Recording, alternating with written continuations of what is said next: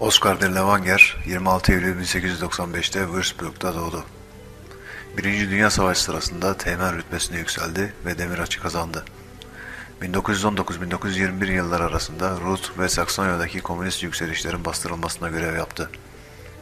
1934'te çocuk tacizi suçundan mahkemeye çıkartıldı. 2 yıl hapis cezası aldı ve 1936 Ekim'inde serbest bırakıldı. 1939 Temmuz'unda Oskar de Levanger, Himmler'e SS'e katılmak istediğini belirten bir mektup gönderdi. Ancak başlangıçta reşit olmayan küçük bir kızı ahlaksızca taciz etmesi nedeniyle suçlu bulunmasından dolayı bu isteği reddedildi. Bu haliyle hiç de istenilen üstün Aryan ırkını temsil edemezdi. Olsa olsa bu ırkın yüz karası olabilirdi. Fakat Himmler'in aklında başka bir plan vardı. Ve bu planın odak noktasındaki isim ise de Levanger'di. Himmler de Levanger'e bir tabur kurduracaktı ve emrindeki askerler diğer ceza taburlarının aksine hapishane suçlularından oluşturulacaktı.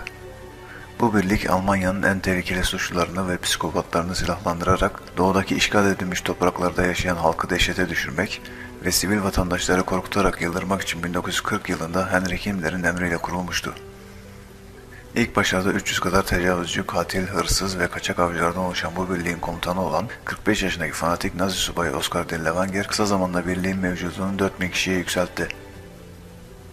Bu birliğin komutanlığını çocuk tacizinden hüküm giymiş birisi olan de Levanger'den daha iyi kimse yapamazdı. SS subayları arasında bile de Levanger ve bu birlik sevilmiyordu. De Levanger'in tümeni insanlık sınırlarını o kadar aşmıştı ki bir kısım SS subayı bu tümene karşı kaygı ve öfkelerini yüksek sesle haykırmaya başlamışlardı. Nazi subayı olan Oskar de Levanger emri altındaki birliğiyle birlikte birçok yağma ve tecavüz suçu işledi. Birlik, üniformalar verilip belli bir süre eğitildikten sonra Polonya, Belarus ve Doğu Avrupa'daki sivillerin üzerine salındı. Sonuçlar korkunçtu. Birliğin sıradan faaliyetlerini toplu katliamlar, işkenceler ve tecavüzler oluşturuyordu. Bir olayda birliğe mensup askerler savunmasız sivillerin üzerine aç köpekleri salarak korkunç bir katliama imza attı. Kayıtlı bir başka faaliyette ise askerler solunum yoluyla alınan ve birkaç saat içinde tüm sinirleri iflas ettiren siriknin kullanarak çocukları zehirlemiş ve bundan büyük keyif almışlardı. Elde edilen raporlara göre bu birlik 30.000'den fazla sivili korkunç yöntemlerle katletmiştir. Elbette kayıt dışı rakamlar da dahil edilecek olursa olayın vahameti katlanarak artacaktır. 1943 yılında Almanların Kızıl Ordu karşısında kan kaybetmesiyle de Levanger alayı Rus cephesine kaydırıldı. O güne kadar çoğunlukla sivil vatandaşları ve savunmasız insanları katleden bu birliğin savaş deneyimi oldukça zayıftı. Doğal olarak Kızıl Ordu karşısında gücünü hızla yitirdi ve mevcudu birkaç yüz kişiye kadar düştü. Ancak 1944 yılında Alman hapishanelerinden taze mahkumlar getirtildi ve tam zamanında donatılan birlik Varşova'daki isyanı bastırmak üzere görevlendirildi.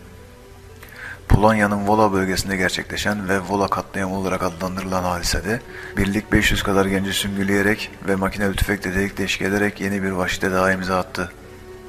De Levanger tümeni Sovyetlerin yapacağı son taarruz öncesinde 1945 yılında Almanya'nın savunulması için geri mevzilere çekildiyse de Kızıl Ordu'nun akın akın gelmesi sonucu askerler bir firar etmeye başladı. Birlikten geriye kalanlar yapılan muharebede tamamen yok edildi. Savaştan ancak 700 mensubu sağ çıkabilmişti. Bunlardan biri de de Levanger'in ta kendisiydi. Sağ kurtulmuştu fakat ağır yaralanmıştı. Savaşın sona ermesinden bir ay sonra Fransız askerler tarafından sivil kıyafetler içinde yakalanan de Levanger Almanya'da tutuklandı. Kayıtlara göre yaralarından kaynaklanan komplikasyonlar sonucu hayatını kaybetmiştir. Ancak yaygın bir inanışa göre Polonyalı bir grup tarafından linç edilerek öldürüldüğü düşünülmektedir.